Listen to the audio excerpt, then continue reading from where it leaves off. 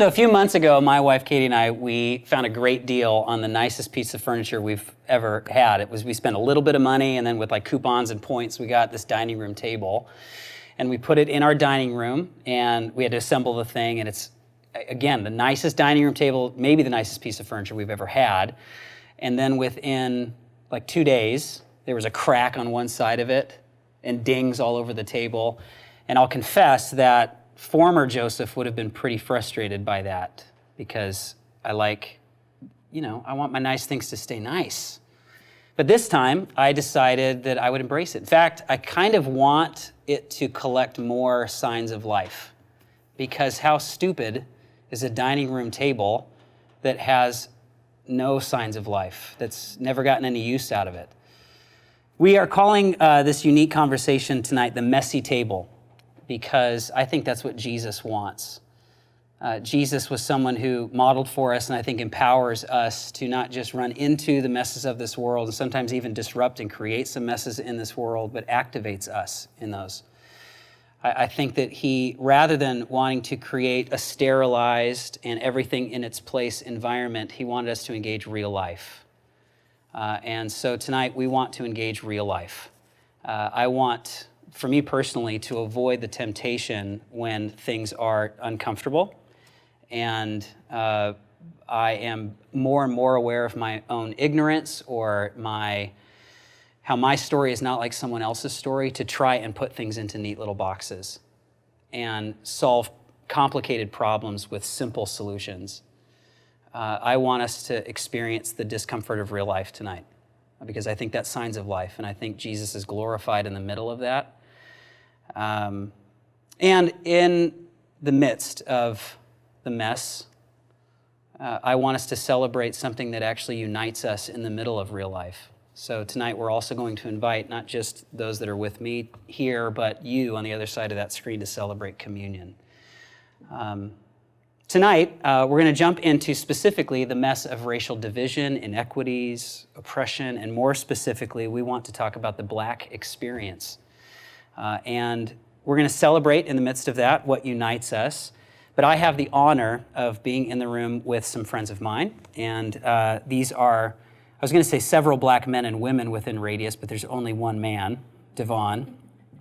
The other ones couldn't make it, so I'm glad you're here. But what we really hope happens tonight is, we will experience and model some greater empathy, but I also hope that this inspires transformation, because this would really just be something performative and useless, maybe even destructive, if this is all that comes out of this moment in history, especially within Radius. I think tonight matters, but I think what's more important is what's going to happen in October, and what's going to happen in February, and what's going to happen in the months following this. And so this is just a moment in time where we really hope that we hear and we learn and we begin. Thank you all so much for carving out time to be with us tonight. So could you please introduce yourselves and maybe how you've been involved in Radius? I'm Adel Telesia-Miller. I've been going to Radius for about 3 years, and I used to serve on the coffee team. I've done a couple small groups, and I love this community.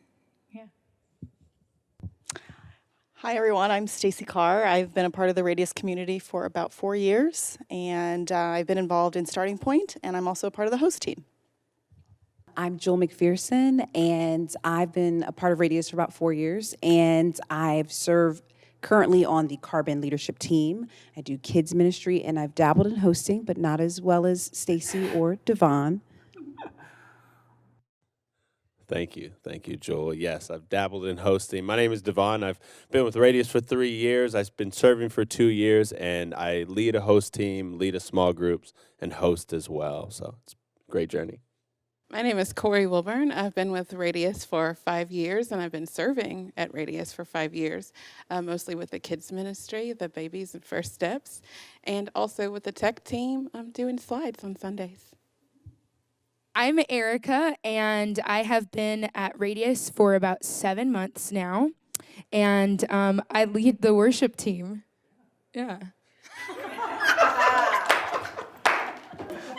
Why is that funny? Well, We wanted to tonight to see, and by we I mean whoever is joining us, but collectively the Radius community, just a family of faith. And we do want to see and hear you, but I think we need to know what, if we are going to see and hear you, what do we need to see and what do we need to hear?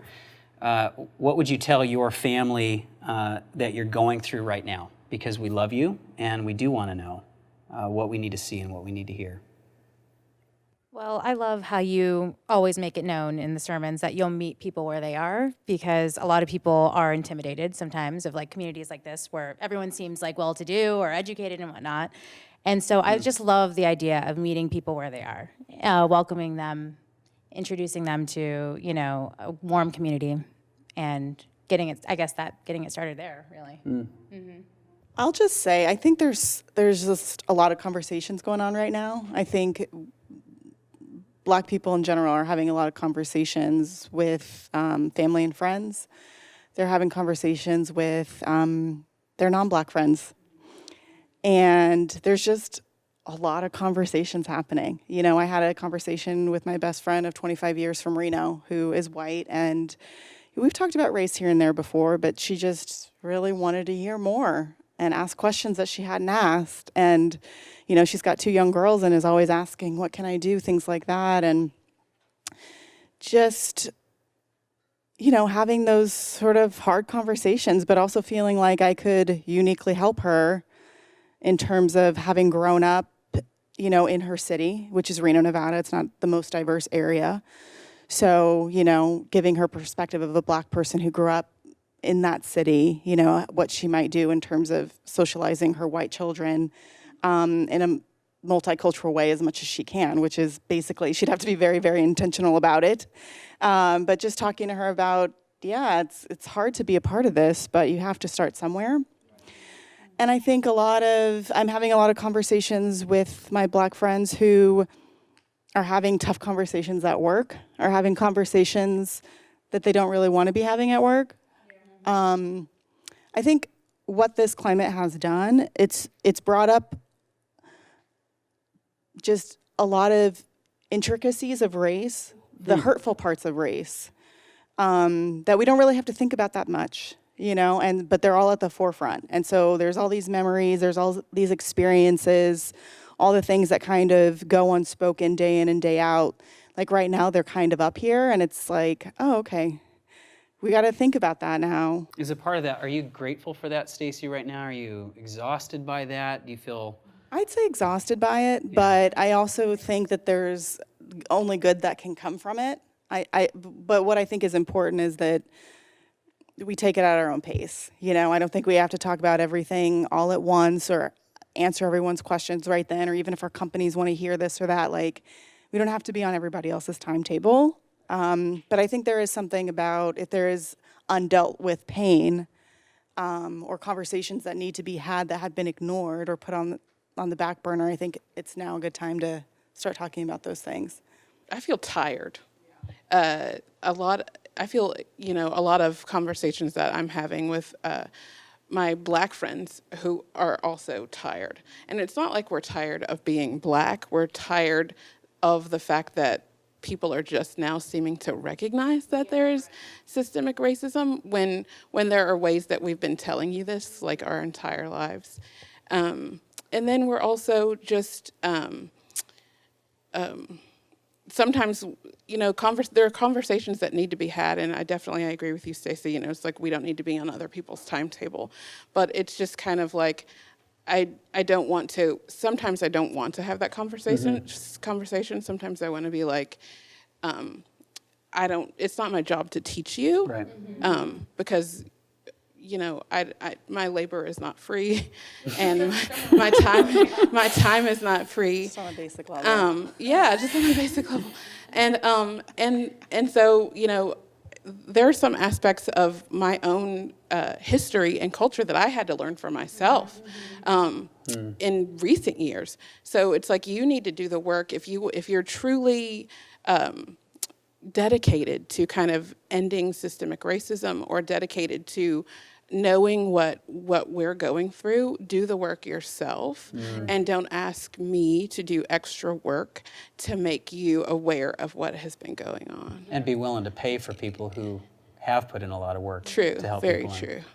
And I think too, I don't know, I'm on a very opposite spectrum of like, I feel like in terms of, like James Baldwin would say to what you're saying, or he did say actually, that like the N-word and slavery and Jim Crow and the post-Jim Crow era and the Reconstruction era and the chain gangs were created by whiteness. And so to that, to what you're saying, he sort of said, you know, so the reason why Black people are upset and frustrated or tired, that begins to become a question that white people have to answer for themselves. Because then I think we do start to lean into tropes of, you know, almost like modern day mammies, which I think doesn't benefit anyone. Like when I think about raising my children, I don't want them to ask me every question. I want them to seek and to find and to challenge themselves. And so I think for me, you know, I think about like Angela Davis as well saying that, which I love because I feel like Radius also very much fosters this, but she says that radical is grasping something at the root.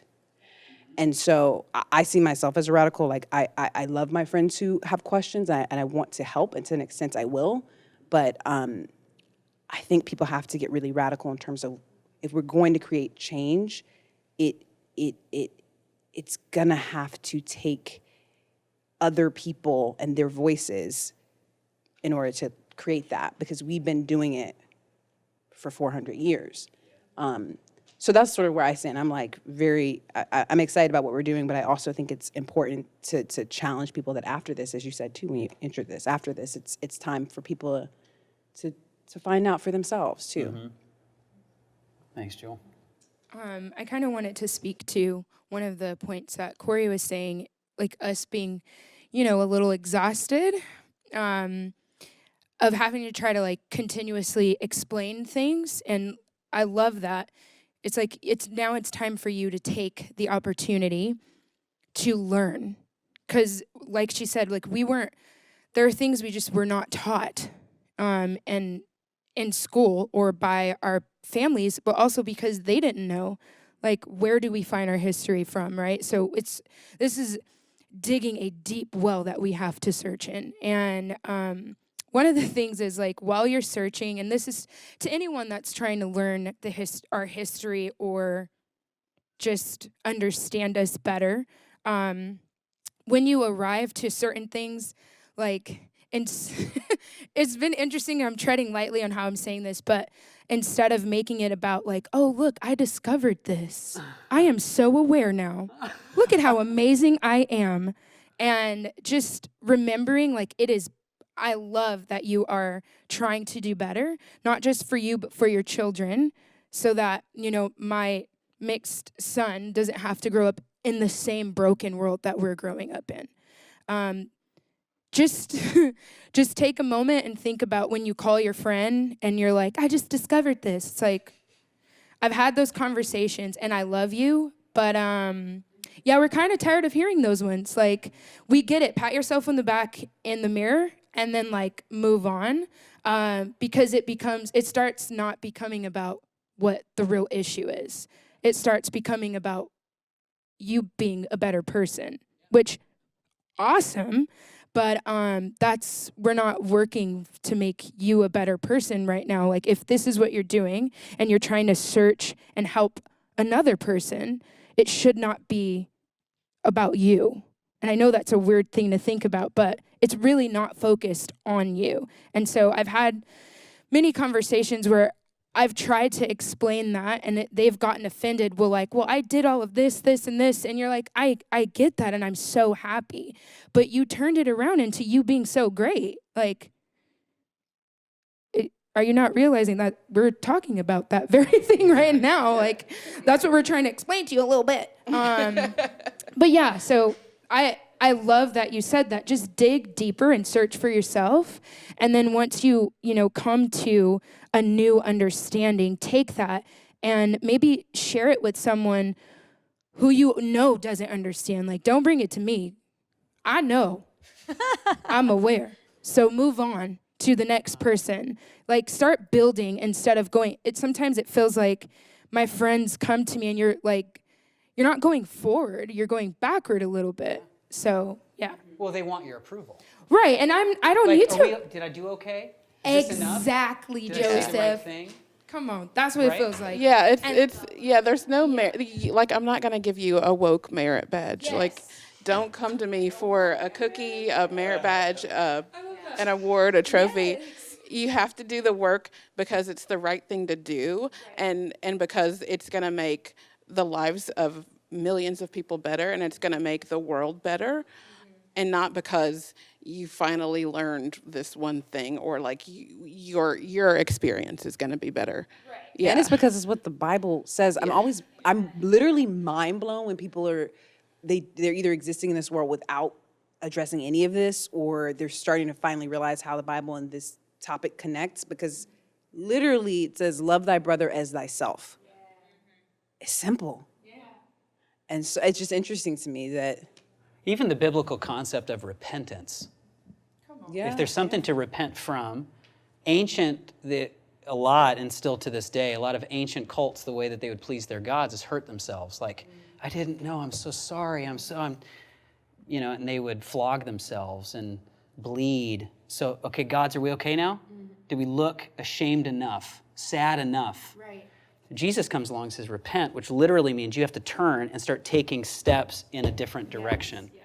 So if there's not transformation happening in the actions it produces, then it's pointless. Right. It's destructive. It's people-pleasing. It's performative. Mm-hmm. It was performance. That's what it feels like. Yeah. I'm not here for performative activism. No time for it. You don't need to flagellate. None of that. Just do the work because it's the right thing to do. Yeah. And stop asking you to do my work. Yeah. You're doing your own work on your own life. Exactly. Yeah. We have to live. Yeah. Like, do the work. I love Adele brought up earlier that even those represented at this table, this is not every Black story. And it's exciting and humbling to realize that there's not one Black experience. This is not a monolithic story. So I'd love to hear a sense of what it was like for you in any way that you want to describe it, growing up, where you grew up. Not all of you are from Los Angeles. In fact, most of you probably aren't. You probably don't have similar family structures or cultures. What was it like for you specifically in terms of being a Black individual where you were growing up? What was exciting, challenging for you? So I grew up in Suffolk, Virginia, which is a pretty small town in Nansemond County. And my grandmother is mixed, and her father could not claim her because at that time, she was born in 1922. So at that time, that wasn't a thing. And my mother was born in 1951, so she was the last class to graduate in segregated schools. And she remembers waiting outside the bus station with my grandmother and wondering, it's like cold, why can't we go inside? And they couldn't go inside because they're Black. And my grandmother often had to pass for white in order to get certain things for the family to survive and live. And my mother then went on to open the first integrated law firm in our city. And so I was sort of raised under this, again, Angela Davis sort of mindset. And for me, it was challenging because I went to an all-white private school, predominantly white private school in the deep South. And I remember times when like a Black man was tied to a truck and dragged for miles. Or, when I got into colleges and universities, the signs were ripped off of our lockers, or people joking about lynching Black people in school or wearing Confederate flag button-down shirts. And I spoke to some of those kids who went to my private school, who were graduating in 2020 and 2016, and they share the same stories, which to me is sad. I sort of that was sort of my upbringing. I came up under this sort of construct that, you can believe in yourself and you can love yourself and you can believe in God as much as you want and you can want equality, but you're still going to exist in a city, in a place, in a space where people are going to see you as less than. And I've even had those experiences, which I shared with you, Joseph, of being on Wilshire Boulevard and a homeless woman yelled at me and two black writers, monkey faces. And we were like, did she just say monkey faces? I guess she did. And the irony that someone laying on the ground with no home is like, I am better than you. So it's interesting because you say your sort of our origin stories, but I also think racism stretches across, transcends where you're from in America, especially as a black person, and also transcends time. Because some of the same things I'm dealing with, like I was locked out of a writer's room and not allowed to go in 2016. And a writer used the N-word 9 times in that room, and no one said a thing. And so I look at that and I see how that mirrors my grandmother and my mother's experience where they couldn't go into a bus station. So I find that, there's some parallel and repeated things within history and within modern day that are prevalent and pervasive. Yeah. I grew up in the Deep South too. I'm from Memphis, Tennessee. But I grew up. I was born less than 2 decades after the assassination of Martin Luther King in my city. My parents grew up during Jim Crow as well, and I have a mixed grandmother too. That's crazy. That also could not be claimed by her father, and my mom grew up picking cotton, sharecropping. That's basically slavery. They earned cents for bags of cotton. They were picking, they couldn't go to full school years in the South. Black students couldn't because they were forced to pick cotton if their parents were sharecroppers. So they were denied proper education. And so I grew up, my family grew up in an all-white neighborhood. We were the first black family to move on that street in our neighborhood. So we had members of the Klan in our neighborhood who let us know that they were Klan members. We had our windows shot out during, we had family gathered for Easter, and our windows were shot out by Klan members while we had a full house full of people. Our house was regularly vandalized because we were black. And I went to a predominantly white schools and high schools and a university as well. I didn't have my school. I went to school in Massachusetts for college, so my university experience was vastly different than growing up. But I definitely was aware very early that I was black and that was going to be a problem for some people.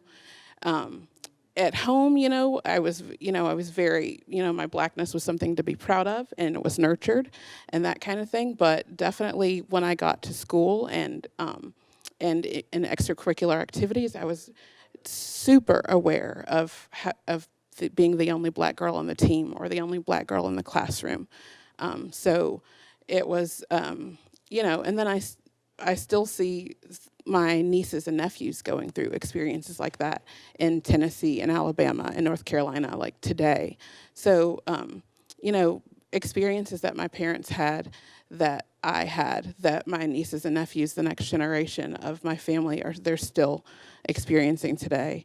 Here in Los Angeles, I think I've actually been called the N-word more in Los Angeles than I had in Tennessee my whole entire life growing up, by random people on the street, just not happy that I was there or didn't feel like I belonged where I was.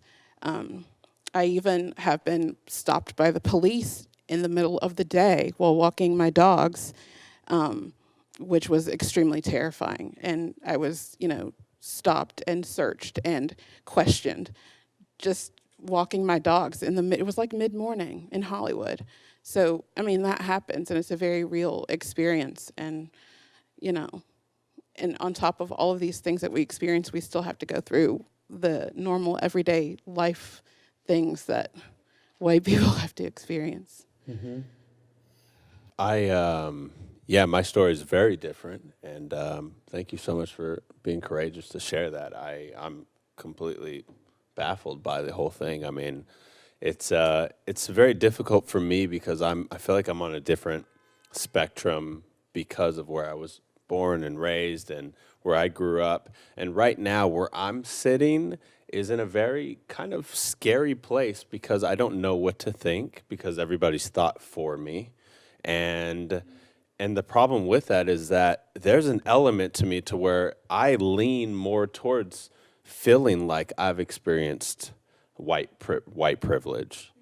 And it's for me, this is a moment to where I'm like, I don't understand. How did I not understand? How do I not know? This feels like a woke moment for me. I never really dove into the racial. Really, I never worried about it. I never saw race, and which is it's there's good and there's bad to it. But the idea that I just went through life, but I didn't have my first black friend until high school, and so the majority of the people I was around were primarily white, and so that's what I've always gravitated towards, and that was always safer. And it's a very scary idea because I have a ton, my entire family essentially is black. And it wasn't until recently that interracial couples have started to kind of sprout out within that. But you go to a family reunion, it's 97% black. And I remember as a child going to camp at USC, and I hated it. I didn't understand them.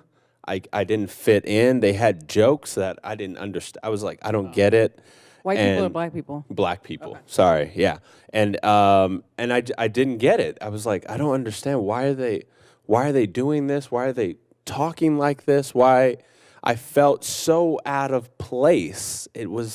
And so I always felt like I had a head start because my parents really went to town to get me to the right school. I went to school, magnet schools, which are higher learning, and so it was for me the majority of the people. I was essentially always the only black kid in the class, and it's funny because now in this time.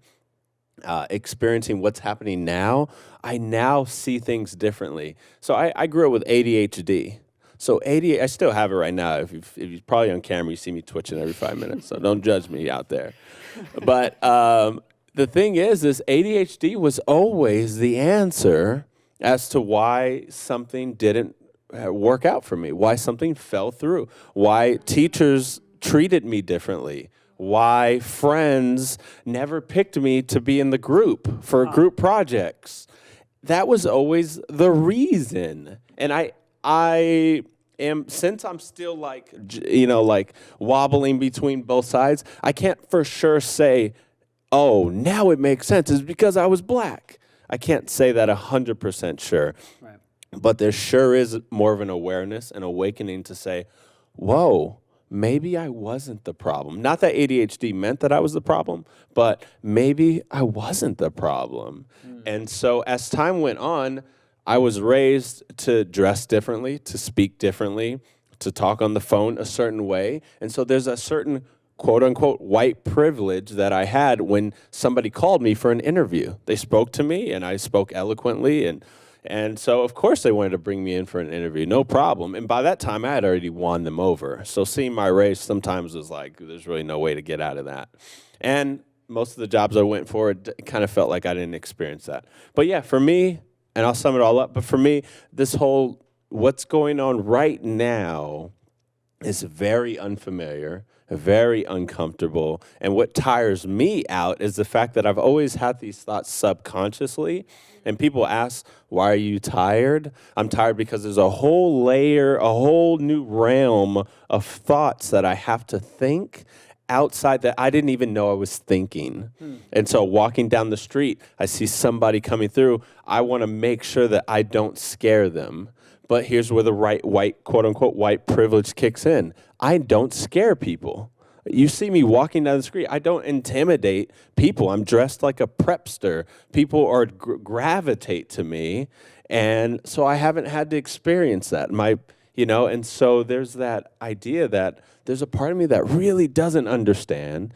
There's a part of me that wants to understand. And there's a part of me that's really just somewhere in the middle and scared. And now the pandemic it makes it a whole lot worse because now I get to hide.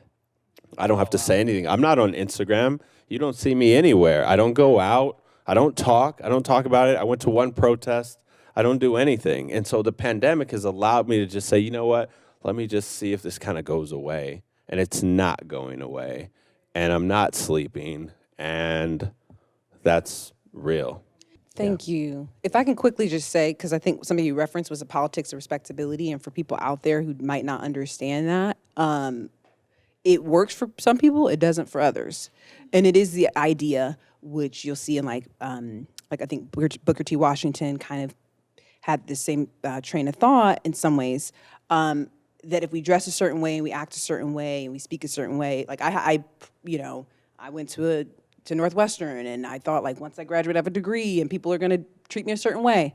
Wasn't the case for me. So I say that just to clarify for anybody listening to that there is this sort of idea that if only Black people do certain things, then they will be treated well. They can game the system, when in reality the system has been inculcated for hundreds of years to only let a certain amount of people in, and then to create competition around those people at the top. And these are this is empirical information. Anyone out there can look up and research.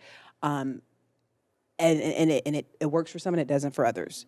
So That's actually a really interesting point, and I won't get into this too deeply right now, but so much of it is geographical, where you live, what the neighborhood is, like so much of the experience I feel like is also contingent on that, which you could probably hear from this conversation, but I think if you just even look at what happens across the U.S., just things are different regionally. Like my parents grew up differently than yours did because they're not from the South. Like we're West Coast all day. My mom's from the Bay Area. I grew up in Reno, Nevada. Bay Area people have a lot of pride. They do. Yeah, Oakland, all the whole thing, right? So I grew up in Reno. I mentioned that. Predominantly white city. I grew up with my single mom, my brother and sister. It was the four of us for everything. My mom was one of those people who, she's like that Black mom who did the damn thing, you know? She really just worked her butt off for us. And parents were divorced. My dad, we're not close with him really. But one thing that we did do was we went to a Baptist Black church when we were younger. So that was kind of a big community experience for us, where we did form relationships with other Black families and other Black kids. We didn't necessarily go to the same school as them, but we saw them on Sundays, and we at least could know other Black people and could be connected in that way. My siblings and I were all athletes, all student athletes. Like, we all did sports forever and ever. My brother played football. He ended up in the NFL, like track, my sister and I. So that was a big part of our experience.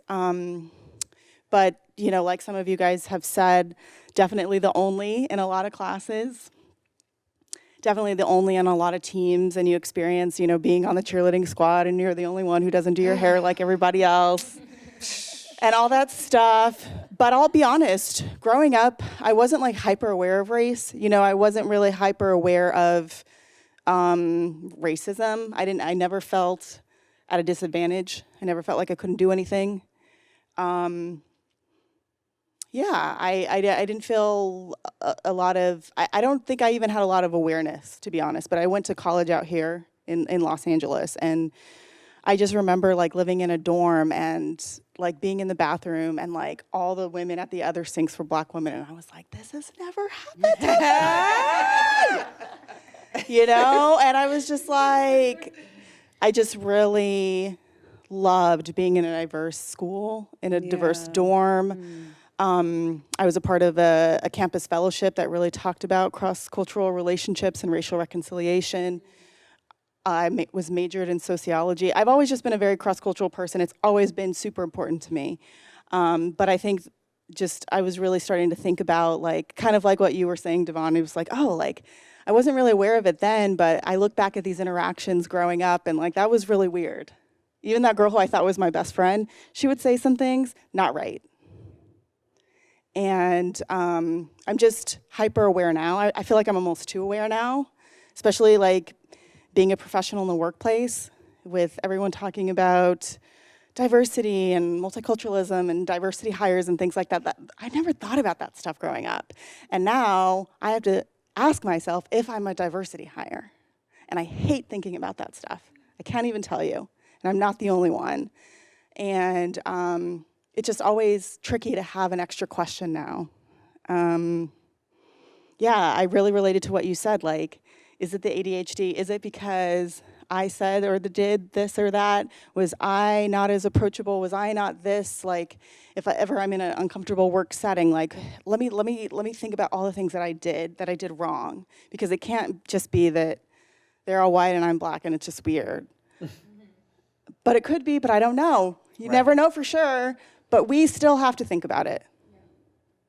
And even the term diversity assumes whiteness as a center in many circles, it right? does, Because it does. it's diversity in relationship to a mass of white individuals potentially, or That's correct. And then white it also culture. assumes that the white people are hired on merit, and then we're That is correct. only hired because of our Your race. That merit is that is is that you're not correct. white. And that is the crime. And that is the lie. That is the lie and the And crime. that is the lie. And one of my favorite people in the world, Michelle Obama, said, I have been in the most powerful rooms in the world. And let me tell you, They are they're not not that they're not more intelligent. Oh my God. They don't have more merit. It's all a lie. It's so true. And that is what I battle every day.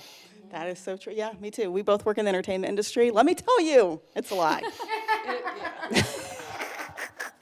So I can relate to Devon as well. I grew up in an all-white community, but I was the poorest kid there, right? Because I lived in the projects and everybody else was wealthy. And so for me, it was more of a poverty thing. And I blamed that poverty, sadly, on my father, who was black, because my mom's family disowned her for marrying him, and then just the generational poverty that he had dealt with. My mom's Samoan. Yeah, Samoan. So the thing is so growing up, I went through a self-loathing period. It was weird. In being in this all-white community, I was like, why am I different? I just want to be normal, And so I chose not to kind of be aware of the racial things. I put that to the side and I was like, I'm just going to try to be white. And so I lived my life that way until I was in my 20s. And then when Trayvon Martin happened and everything like that, then it kind of, I guess, forced me to look at, life with a different lens and just to see what my cousins are going through, what my sisters were all different shades, so they felt like I was privileged. We're all, black kids that come in all shades when they're related, full-blooded. And so people would always ask us, oh, you must be the lucky one, or you get what you want. And my sisters would treat me that way. So I don't know, it was very complicated for me growing up. My experience is just kind of weird. I don't know, being a person of color and just not knowing where I fit in, and just blaming everything that was wrong with my life on my black side, which is awful, right? Huh. And so, but I love living in a big city, getting exposed to everybody, different walks of life, and seeing that that is not the case. It's just, and that seeing the lie, really. Yeah. Wow. And the generational prejudice that was imposed on black folks. So, yeah. Ashamed to say that, though. I'm a proud black woman now. No, I totally relate that. I actually forgot the self-loathing period that I went through as well, but you Buried it in your subconscious. I buried it, right. But thank God you come out of it. Huh. So I kind of relate to Devon and Adele and Stacey. I grew up in a pretty small town that we were like upper middle class. My mom divorced my biological father and married a white cop. So that's how I grew up. And it was different in the sense of my dad taught all of us at a very young age how to respond to life as black children. And he was a white man. So it was very interesting. He's all I know. When I say he's my dad, that was my dad. I've known him since I was 3. So I know no other life. And I don't remember what age it was, but it was around middle school-ish age. He started teaching us before we learned how to drive. It was something we had to learn how to respond if we were pulled over, if we ever came in contact with an officer or whatever. But it was weird because I did grow up in an area where it was like everyone was white or Hispanic, and I didn't understand racism because I was raised in a house where it didn't matter what color you were or your ethnic background. What mattered was you're a human being and we respect and honor you. That's all I ever knew. So once I started realizing, it didn't happen really to me until I was like in high school, where I started realizing, I was like, you're not being nice to me, and it's not because I'm not kind to you. I got called the N-word in high school by one of my brother's friends. That was the first time anyone ever called me that. And it was an awesome moment. And I know that's weird to say that, but here's why. There was a group of my like Samoan friends, and you do not mess with them. Do not mess with them. It was weird because he said it to me and they heard him yell it across the quad. And I was also thinking, like, I don't even know what I did. Like, I'm just walking past you. Like, did I walk too close to your area? I don't even know. But he yelled it, and it was loud enough to where, like, you wanted everyone to hear. Like, what were you trying to do at that point? And I got supported in that. Like, and it wasn't just this, my Samoan people, but they're ride or dies. But it was also like other people in our community of high school. And they just were like, yeah, unacceptable, went to the principal, like it shut down. So I didn't really grow up in a place where I wasn't accepted. I was always accepted. And I went to a pretty multicultural church, always accepted there. But they would want to do like, the gospel songs. So it was like the black family that could sing always did the gospel songs. And then they realized, oh, Erica doesn't really sound very gospel, so maybe we should stop trying to make her sing these songs. Right, the girl in the Harry Styles shirt, she probably shouldn't sing that. I mean, you've heard me sing, like, yeah, there's soul behind it, but my genre is not that. And so that was another thing, like, culturally, my dad would tell me, you need to find your own voice. And he would tell me, as a black woman, you need to find your own voice. You don't have to sound, because I really wanted to be Aretha Franklin so bad. I mean, who doesn't, right? She's phenomenal. So I would try to sound like her, and my dad would be like, I'm in the room listening to George Michael. He's like, maybe you should try something else. Yeah, I don't know. I'm weird. But I think that one of the things that I loved about my mom and my dad's dynamic was, it was never about all of us fitting into this one box of what black people should look like, what they should do, because I've gotten that before, is like, oh, well, you don't listen to this and you don't dress like that. But it's like, we are very complex. We are a beautiful people full of life and culture and just wonderfulness. And diversity within. And diversity Yeah. within. Yeah. I follow Kev on stage. Do you guys follow him? Yeah. He's that guy. Are we allowed, do we have to pay him Right. for this? If you're watching this, hey. But he posted something, and it was like this emo kid who was like, I am emo and I'm black and that should be okay. Mm-hmm. And he was like, y'all need to just let us be who we are. And that's the truth. Like, literally every single one of us, like, we have similarities, but our lives are so different, and we all dress so different and everything. And so my growing up experience was learning how to be black, but also, like, my blackness isn't just defined by my skin. Like, I am so much deeper than that. So it sounds, I hate saying it after y'all's, because like that almost broke. I was trying to keep everything together to not cry, because my cry is terrible. But It's bad. But yeah, I grew up in honestly a beautiful family that helped me not feel like I was not accepted. And kudos to my dad and my mom, because I don't know. I mean, I don't know why you can't decide where you're born. Like, I wasn't born in the South, and I didn't endure that pain. It breaks my heart, but I'm like, it helped develop me into who I am now. This is my story, and I think all Black people should be able to say their story. They're very different. Very different. I love so much that you said that. It is so important because I feel like Black people, I feel like outside and even within the Black community sometimes, the amount of shoulds and the assumptions of what you should dress like, sound like, music, date, marry, whatever. Like, there's so much that people like expect or assume or like say should. And it's just like, or even just like the subtleness of like,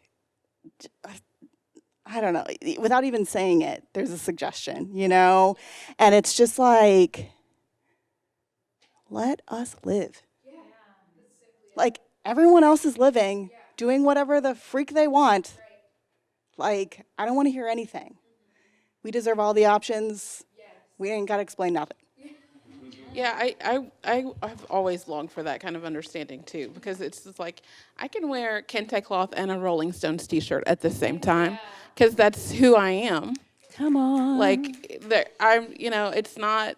it's not one thing. I grew up I grew up in the Deep South, and I do have like experiences with racism in my childhood, but I also grew up Catholic in the South, which is totally different. And Girl, Mormon over here, so. Wow. I went to predominantly white parish, and so when I would go visit my grandmother or my cousins and go to their church, and I would see like people get the Holy Ghost and do all this sort of stuff, I'm like, what is happening? I didn't grow up listening to gospel music. I grew up, when we went to church, we listened to the choral church Catholic music, and then at home we were listening to like Stevie Wonder and the Beatles. Like it was not like Mahalia Jackson was playing in my house. Love her. Who I do love, but it was not like this thread of like gospel music in my soul just because I'm Black. It's like, we listen to everything and everything. People assume they're like, oh, you're Black, you like gospel music, or like you listen to rap, which I do, but that's not necessarily like. That's beside the point. Yeah. But that's beside the point. But then there's this like association with like, if you are a Black person who listens to rap and you love hip hop, then there's this like association with like that there's like a lack of intellectualism there. So I don't want that to be a when thing it's the either. opposite, When because it's a specific opposite. vernacular that's wrapped up in poetry and iambic pentameter and all of that. Exactly. So it's just like, this negative associations with certain aspects of Blackness, or that you have to have certain life experience to be Black enough, or you have to talk a certain way to be Black enough, or to be white enough, or just like you were saying, you had childhood friends who would say things that you look back now and you're like, ooh, that was not right. And then I was often told as a child, or I don't think of you as Black, by white friends. Yep. Or yeah, right. or yeah. Or you don't act like what Black people act like, or you don't Because talk, it has or to be you don't- bad. or- Because it has to be bad or or undesirable. Or among the other few Black kids at school, I was told that I talked white, or made fun of for not being Black enough because I liked Dirty Dancing, or I liked, other things that they would associate with like white kids or whiteness. Well, what's scary about that is I received that as well. And what scares me is that when I heard that, I was like, oh, cool. Yeah, exactly. I was like, oh, I'm in. Yeah. Like, oh, you don't dress or talk or, like, Totally. Devon's like the whitest guy in the room, You're like, and then right. and it's like one of those moments. And for me Yeah. growing up, it was like, Like, I'm in now. I never, Like, yeah. I was like, I'm in cool, I now. guess we're family. And that's where things get really scary because you're like, whoa, there's so much going on underneath. Like, there's so much that was not revealed. I've even gotten I've never dated a black girl before, but you're so different than every other black girl. I'm like, what Yeah. the frack does that mean?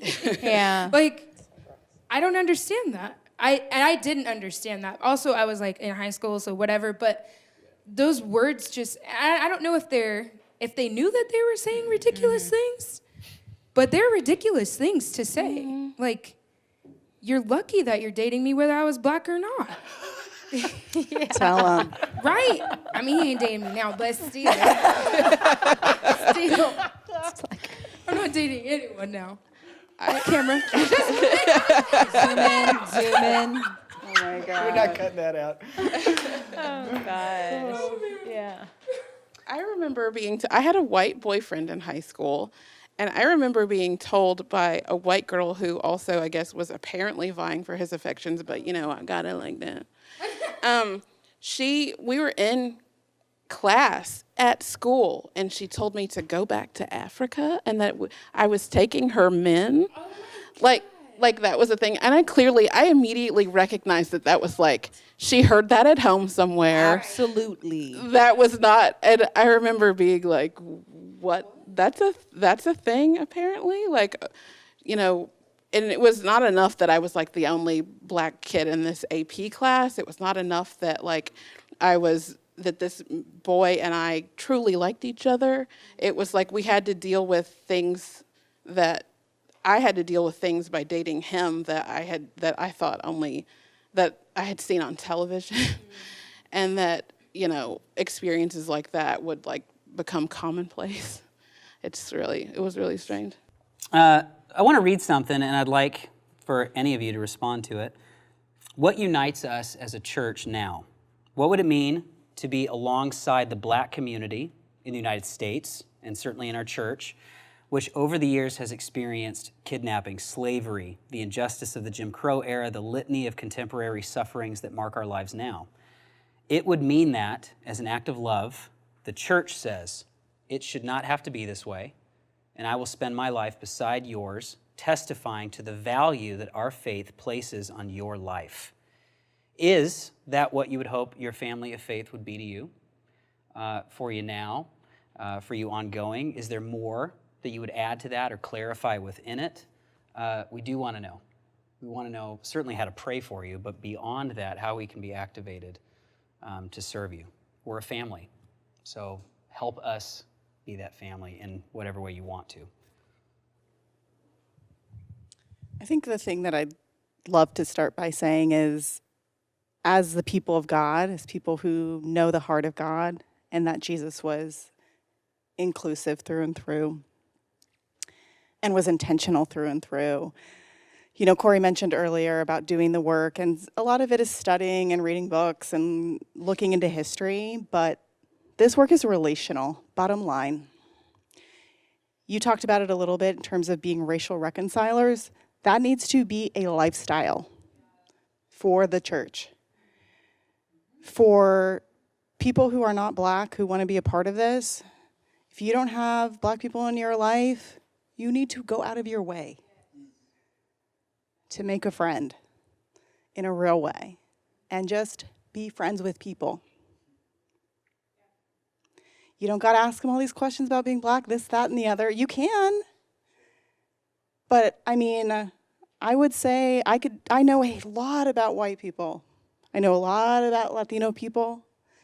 I know a lot about Asian Americans, specifically Korean. I have spent a lot of time in these communities. A lot of time. And I have dear, dear, dear friends. And you just know and you care because you're friends with them. And, for minorities, any sort of minority in a situation, they really don't have a choice. They're going to be friends with who's there, and it's just kind of, it's going to happen for us. I think any black person who comes to Radius, this is your community. You're going to be out of your comfort zone. There's not going to be a lot of people of color. And this is the choice that we're making because we're all united in our love for God. But I think if that is not a natural part of your friend circle, you have to try harder. You have to be intentional, and it has to be a lifestyle. You know, it's almost like taking on a healthier lifestyle in terms of a diet. You just introduce new things that you just start doing now. That goes back to what they were saying about people reaching out and it seeming performative, but do we appreciate that still? Because a lot of white people are feeling, you know, timid about coming forward and reaching out. They don't know how to do it the correct way or whatnot. So how do we feel about that, though? You know, I guess it's nuanced, and we'll have to. It's definitely nuanced, though. I don't think there's one correct way. It definitely depends on the individual. Like, get to know that person, and then kind of gauge their comfort on asking how you can do better and ways to do better. But make sure you're just not putting the impetus on them.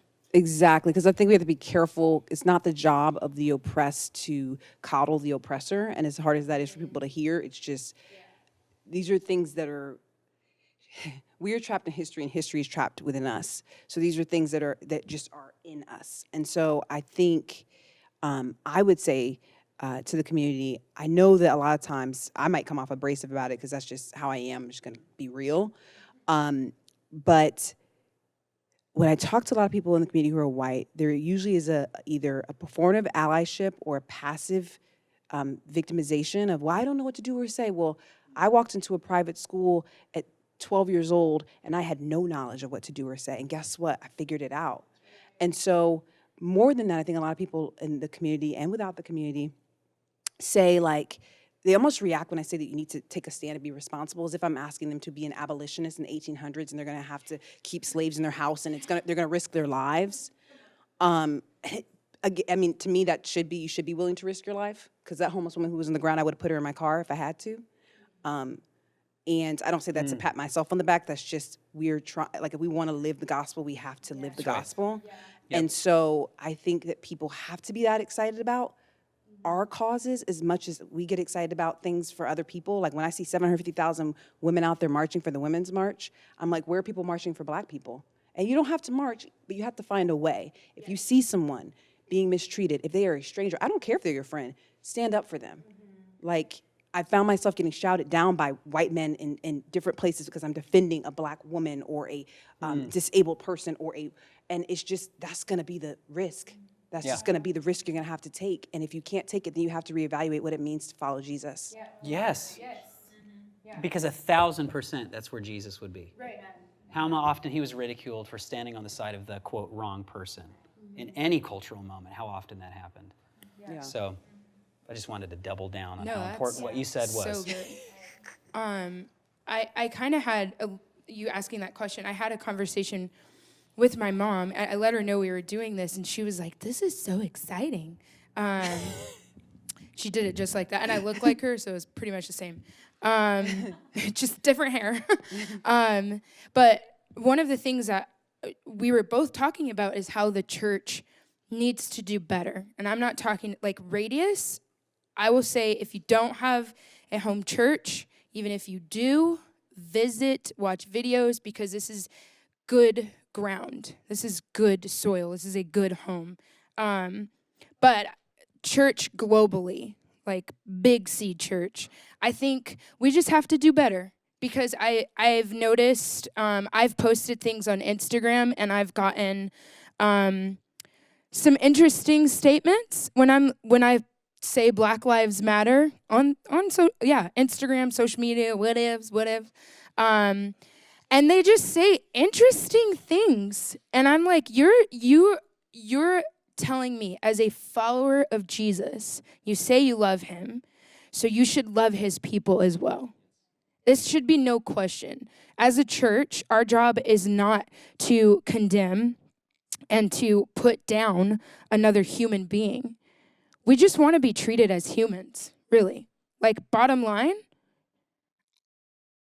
it was really hard to have that conversation with my mom, because I was like, it's frustrating that the church doesn't take a stand against the injustice that is happening to another human being.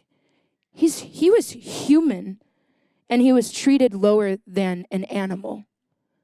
And to me, that is mind-blowing. And I've seen, maybe I'm getting a little too intense, but I don't care. So I've seen, we're standing and marching and have our posters up for taking our face masks off, but you get pissed off when we're standing for someone's life. He was tried on a sidewalk by someone who had no authority to do so.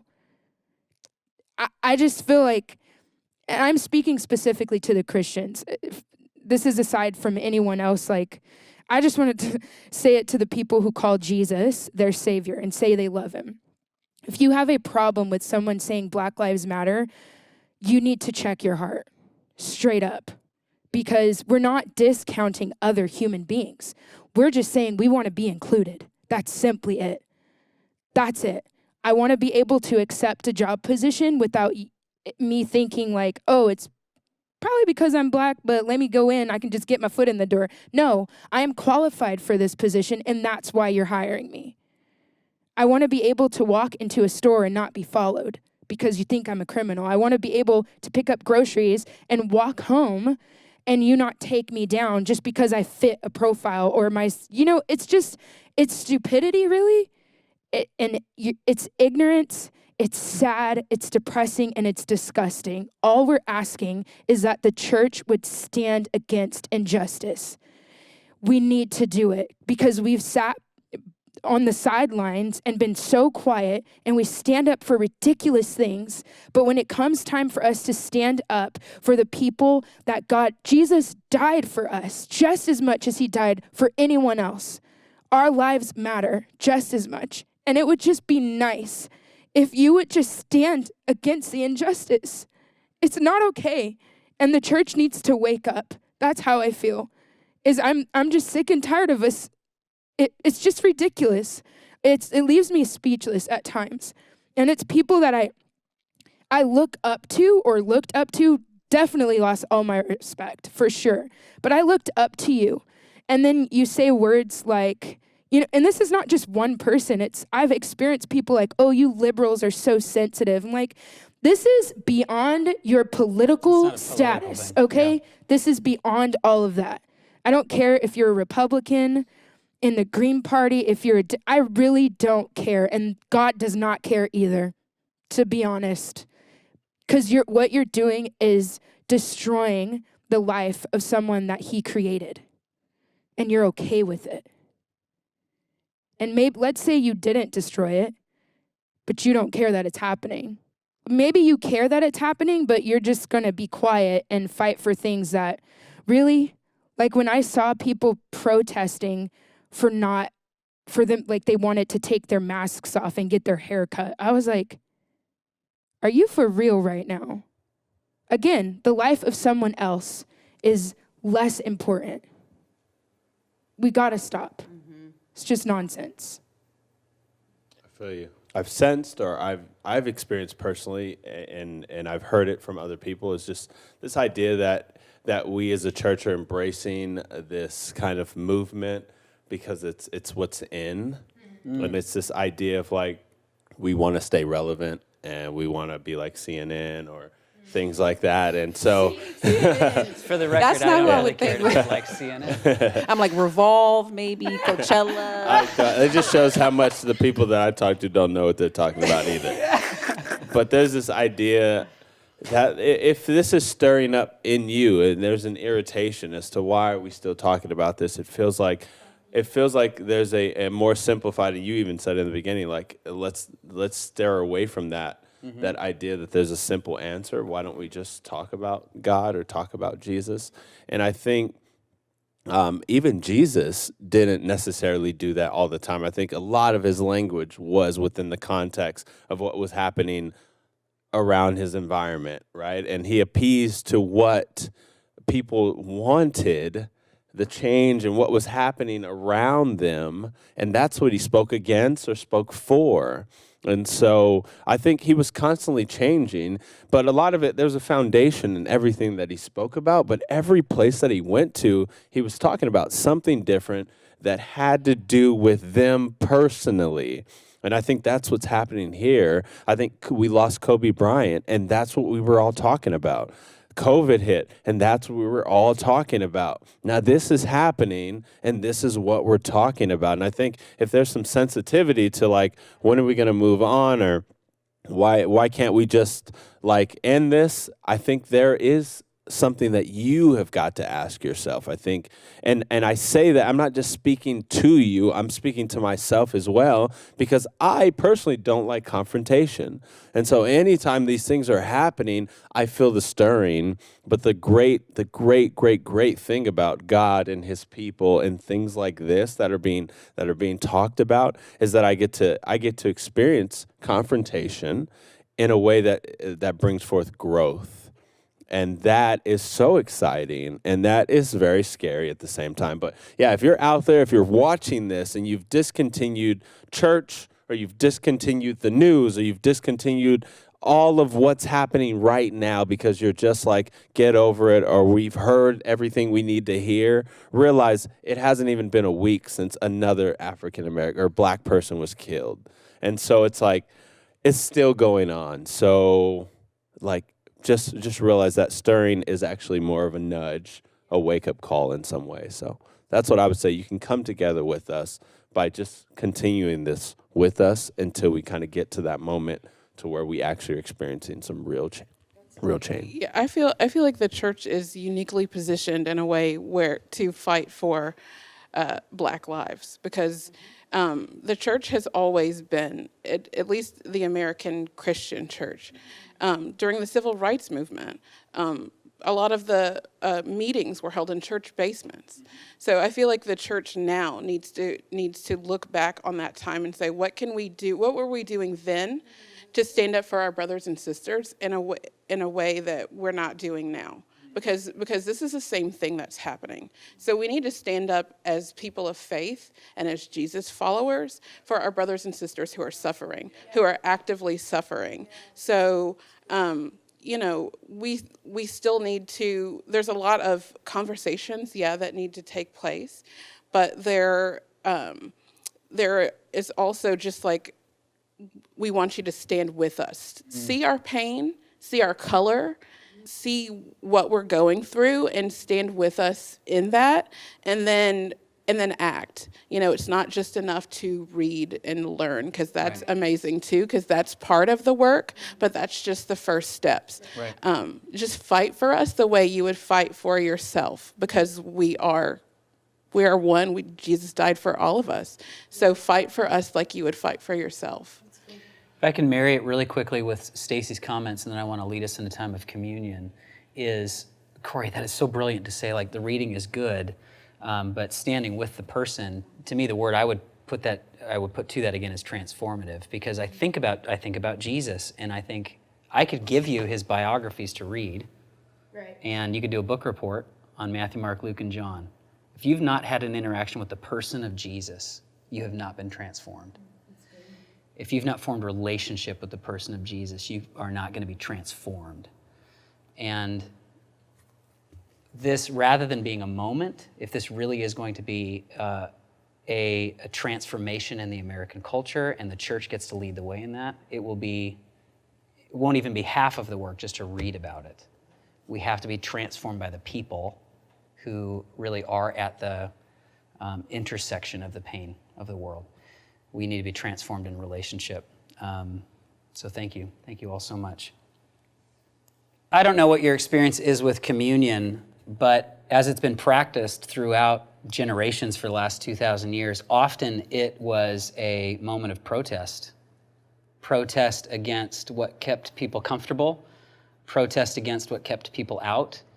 And that's what it was when Jesus first inaugurated communion. It was a messy table. Judas was at that table when Jesus decided to give us the sacred moment of communion. Paul, he was a guy who started a bunch of churches, and following Jesus' lead, felt the need to have to re-instruct a local church how to do communion properly. It was a church in a city called Corinth, and Corinth historically was kind of like Los Angeles. It was a diverse, it was a metropolitan city. It was a port, and so a lot of trade and commerce happened there, which meant there was a lot of haves and a lot of have-nots. There was a lot of in-crowd and a lot of people kept out. And the church, because they knew that every person was created in the image of God and every single person was worth loving to death, that's what starts churches, that's the core idea, had every reason in the world to practice something different within that community, but the church in Corinth had faded away from that. And Paul, for his part, writes this letter to the church in Corinth, calling them out, talking about communion of all things. And he says, in this one area, I have no praise for you, is what he says to the church in Corinth. And then he goes on to say something that has broken my heart and humbled me, which is your meetings, in other words, when you get together to do church, they do more harm than good. And the reason he says that is in practices like communion, they made it very, very clear that there was a certain ethnicity and a certain class and a certain gender that was allowed to be at the communion table, and everybody else, if they didn't get leftovers, didn't get anything at all. And Paul thought that they should be ashamed of themselves. Paul's the same guy that wrote a letter to the church in Ephesus, which if you go back and read Ephesians, I want you to read it as an anti-racist letter. The church in Ephesus was also struggling with leaving people out, classism and racism. And so that's why in the 2nd chapter of Ephesians, Paul had to tell them, for Christ himself has brought peace to us. He unites Jews and Gentiles into one people when, in his own body on the cross, he broke down the wall of hostility that separated us. I believe that so much racism in America is really about who gets to be at the table. And what Paul reminds us of here is what Jesus proved, is that this is Jesus' table. It is not the white man's table. It is not even Radius's table. This is Jesus' table. So in any way that we give the impression that someone is not welcomed at the table of Jesus, we are doing evil. So tonight, we in this room and you on the other side of the screen, we want to invite you into a communion in the midst of the discomfort, in the midst of real life as it is. Thank you all so much for being here. And I'd like to lead us in a communion to remember what unites us in the midst of so many things that often can divide us. We invite you on the other side of the screen to celebrate communion with us. That regardless of our beautifully different stories and genders and skin tones, we are loved this much. Yeah. That's what communion is about. So, since we had to socially distance and not get anywhere near each other, you've all got a nice sanitized station in front of you. Otherwise, we would be passing this and sharing this together. And for you at home, let me pray for us, and then I'll lead us through the elements. God, thank you so much that you loved us to death. Thank you that you ultimately have torn down the dividing wall of hostility. If we're truly going to follow you, Jesus, we are going to follow you into the marginalized story. We're going to follow you into the unknown story. We're going to follow you into the unadvocated for story. We're going to follow you into the difficulty and the repentance and the sin and the evil and the ignorance that produces so much pain in our world. We are going to stand alongside our brothers and sisters to say that every human is created in the image of God and everyone is worth loving this much, loving to death.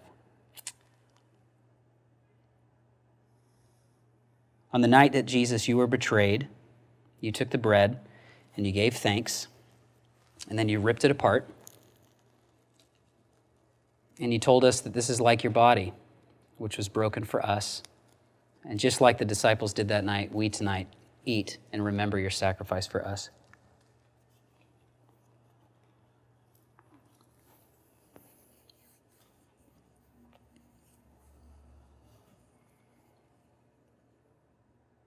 And after the meal, in a very similar way, Jesus took the cup and he poured it out.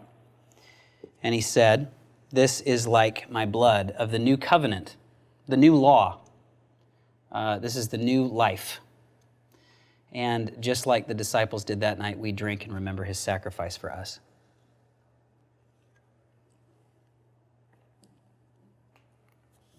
Let me close this in prayer. God, our Father, we look to you in humility, and We want to live lifestyles of repentance, not just emotional moments of what we think or pretend is actual repentance. We want to orient our lives to constantly follow you toward that which you love most, our neighbor. Jesus, you made it very clear that the most important rule of all of life is to love you with everything that we are. And the way that we show on the outside that that is true of us on the inside is that we will love whom you love. We will love our neighbor as much as we love ourselves. And I know for me, I have so much further to go to actively, transformatively love my neighbors as much as I love myself. Thank you for your grace and your patience with us as we follow you into the future. And we pray this in Jesus' name. Amen.